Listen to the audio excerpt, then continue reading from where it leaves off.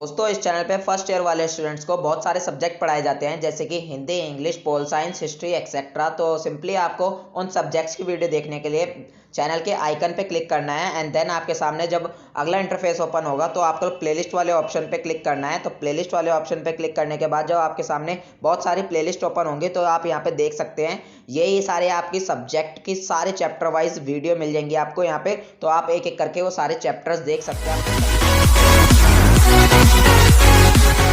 Welcome to Srivastava classes. तो आज की हम अपनी इस वीडियो में इंग्लिश AECC कम्युनिकेशन के unit first theory of communication and introduction का पार्ट थर्ड करने वाले हैं। फ्रेंड्स, मैं आपको एक बात क्लियर कर दूं, हम अपने ऑलरेडी यूनिट फर्स्ट के ऊपर 2 वीडियोज़ और बना चुके हैं जिनके लिंक आपको डिस्क्रिप्शन बॉक्स में मिल जाएंगे। तो चलिए स्टार्ट करते हैं अपना पार्ट थर्ड। और हमारा ये जो पार्ट है ये इस यूनिट का लास्ट पार्ट है, इसके अंदर ये हमारी जो यूनिट है कंप्लीट हो जाएगी। तो फर्स्ट टॉपिक है हमारा इफेक्टिव कम्युनिकेशन। ठीक है, इफेक्टिव कम्युनिकेशन का मतलब होता है प्रभावी बातचीत।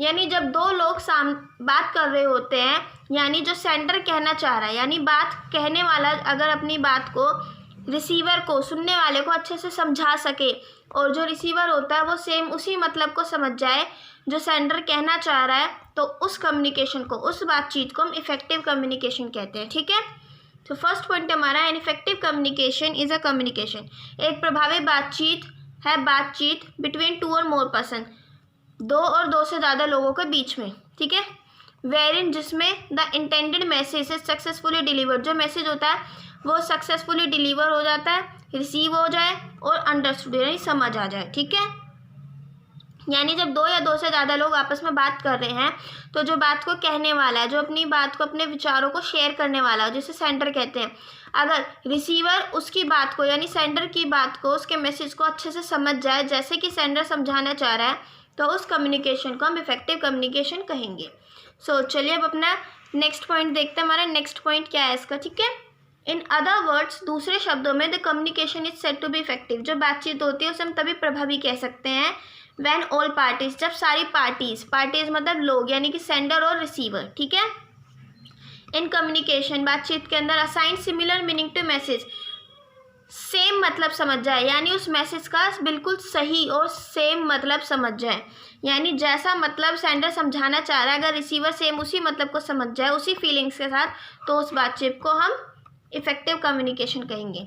नेक्स्ट पॉइंट हमारा to be an effective communicator, यानी एक प्रभावी बात करने वाला, यानी कम्युनिकेटर बनने के लिए हमें सर्टेन, कुछ महत्वपूर्ण, सिग्निफिकेंट मतलब महत्वपूर्ण चीज़ों को should be keeped in mind, रखना चाहिए अपने दिमाग में। ठीक है, तो चलिए देखते हैं वो कौन सी महत्वपूर्ण बातें। ठीक है, first, we must know what the objective of our communication is, हमें ये पता होना चाहिए कि हमारा उद्देश्य क्या है बातचीत करने का। ठीक है, कि हम किस मुद्दे पर बात करने जा रहे हैं, हम किस उद्देश्य पे बात कर रहे हैं। विदाउट एन एम, बिना किसी लक्ष्य के, we can be good at saying things, हम अच्छे हो सकते हैं कहने में बातों को, इन एन इनफॉर्मल कम्युनिकेशन, एक इनफॉर्मल कम्युनिकेशन के अंदर। बट फॉर फॉर्मल कम्युनिकेशन, लेकिन फॉर्मल कम्युनिकेशन के लिए we need to have a concrete aim or objective in mind, हमें ज़रूरत है अपने दिमाग में एक लक्ष्य और उद्देश्य बनाने की। ठीक है, यानी इसमें हम कहना चाहते हैं जैसे कि हम अपने घर वालों से बात करते हैं, तो इनफॉर्मल कम्युनिकेशन क्या होती है, जब हम अपने रिलेटिव से बात करते हैं, घर वालों से या फिर अपने फ्रेंड से, तो हम उनसे कुछ भी कह सकते हैं, कैसे भी कह सकते हैं, हमें अपने दिमाग में सोचना नहीं पड़ता कि हमें इनसे क्या बात करनी है। ठीक है, तो यही कहना चाह रहे हैं कि बिना किसी लक्ष्य के हम अपने इनफॉर्मल कम्युनिकेशन में तो अच्छे हो सकते हैं, लेकिन जब हम किसी से फॉर्मल कम्युनिकेशन करते हैं, यानी जब हम अपने बॉस के साथ या फिर अपने सीनियर के साथ बात करते हैं, तो हमें अपने दिमाग के अंदर कुछ लक्ष्य और ऑब्जेक्टिव यानी जो उद्देश्य होते हैं उनको फिक्स कर लेना चाहिए। ठीक है, सो चलिए अब अपना नेक्स्ट पॉइंट देखते हैं। नेक्स्ट पॉइंट हमारा when the objective is set, यानी जब जो ऑब्जेक्टिव होता है, हमारे बात करने का जो उद्देश्य होता है वो सेट हो जाता है, then next step is to present our thoughts, तो जो अगला स्टेप होता है वो होता है अपने थॉट्स, अपने विचारों को, अपने भावों, इमोशंस को, आइडियाज़ को एक्सप्रेस करना, प्रेजेंट करना, यानी उन्हें दर्शाना, उन्हें शो करना, लोगों के सामने रखना, विद क्लैरिटी एंड इंटीग्रिटी, किसके साथ, सफाई और सच्चाई के साथ। If we are not able to present our thoughts clearly, अगर हम इस लायक नहीं है कि हम अपने जो थॉट्स एंड विचारों को रख सके लोगों के आगे सफाई से, then how can we expect, तो हम ये कैसे एक्सपेक्ट कर सकते हैं, उम्मीद कर सकते हैं लिसनर्स से किनसे? फ्रॉम द लिसनर, सुनने वाले लोगों से, रिसीवर से, टू अंडरस्टैंड एंड रिस्पॉन्ड, कि वो हमारी बात को समझेंगे एंड रिस्पॉन्ड करेंगे, ठीक है। नेक्स्ट पॉइंट है हमारा, the medium chosen for communication should be one for both the parties, यानी जो मीडियम है जो हम चूज़ करते हैं कम्युनिकेशन के लिए वो दोनों पार्टीज़ के लिए सेम होना चाहिए। तो यहाँ पे मीडियम की बात क्या हुई? मीडियम का मतलब है यहाँ पे लैंग्वेज, यानी जब हम किसी से बात करते हैं तो जो दोनों पार्टीज़ होते हैं यानी सेंडर और जो रिसीवर होते हैं उन दोनों के बीच की जो लैंग्वेज होती है, जो भाषा होती है वो सेम होनी चाहिए, ठीक है। तो जो बात होती है वो तभी हमारी इफेक्टिव कम्युनिकेशन कहलाएगी, क्योंकि अगर सामने वाला बंदा जो बात कहना चाह रहा है अगर वो कुछ ऐसी लैंग्वेज में बोल दे जो हमें आती ही नहीं, जो हमें समझ ही नहीं आती, तो हम कैसे समझेंगे? तो वो बातचीत तो कंप्लीट ही नहीं होगी, तो वो इफेक्टिव कहाँ से कहलाएगी, ठीक है। तो जो लैंग्वेज है, जो मीडियम है वो सेम होना चाहिए, ठीक है। नेक्स्ट पॉइंट है हमारा, an appropriate environment is also necessary for proper delivery of message, यानी एक ठीक, एक अच्छा, एक उचित एनवायरनमेंट यानी वातावरण भी ज़रूरी है। नेसेसरी मतलब ज़रूरी है प्रॉपर डिलीवरी ऑफ मैसेज के लिए, मैसेज की अच्छे से डिलीवरी के लिए, ठीक है। विदाउट अ प्रॉपर एनवायरनमेंट, एक प्रॉपर एनवायरनमेंट के बिना there is always a chance, यहाँ पर हमेशा एक चांस रहेगा, मौका रहेगा, that the message will be misunderstood, कि जो मैसेज है वो गलत समझा जाए, और नॉट प्रॉपरली अंडरस्टूड, या फिर अच्छे से समझ ना आ सके, ठीक है। यानी कि अगर हम जैसे बात कर रहे हैं, अगर हमारे चारों तरफ बहुत ज़्यादा शोर है तो क्या होता है कि कई बार उस शोर की वजह से जो हमारा रिसीवर होता है उसको बात समझ नहीं आती है, या तो अच्छे से, या फिर वो उस बात को गलत समझ जाता है, ठीक है।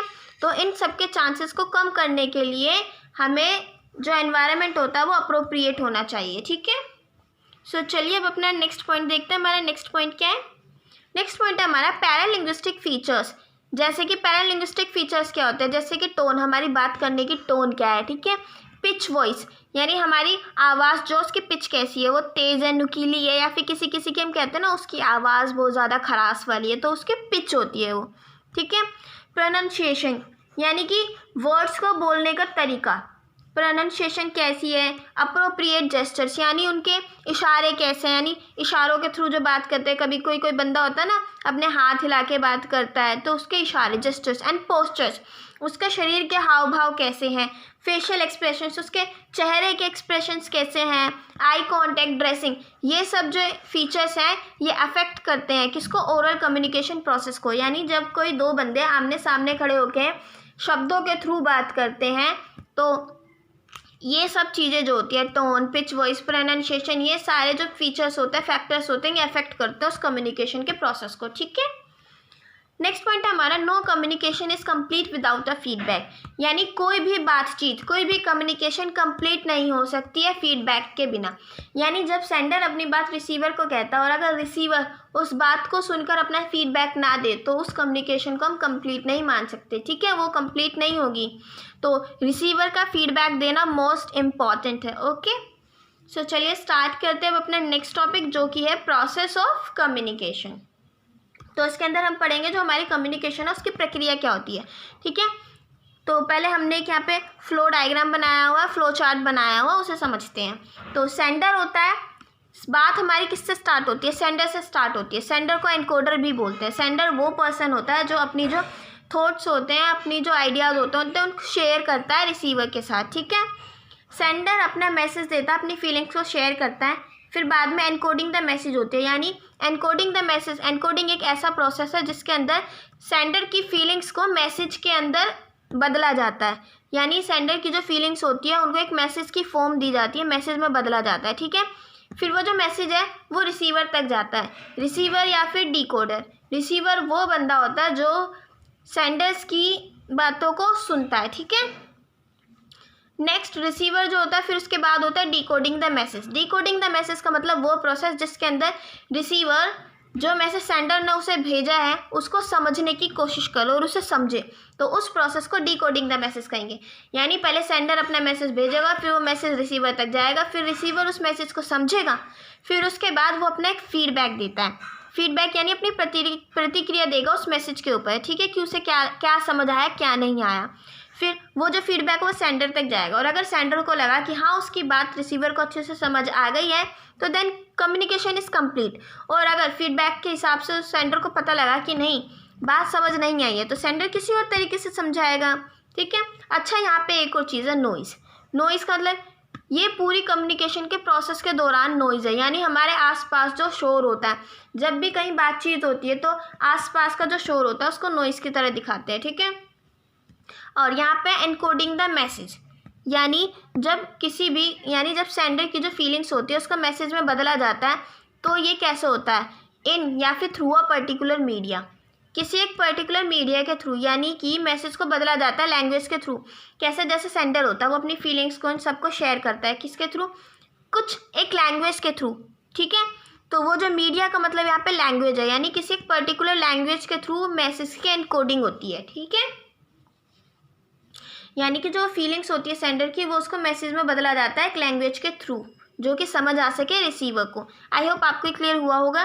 सो चलिए अब पढ़ते हैं, अपने जितने जितने हमने स्टेप्स पढ़े इन सबको एक एक करके क्लियर करते हैं। फर्स्ट हमारा सेंडर।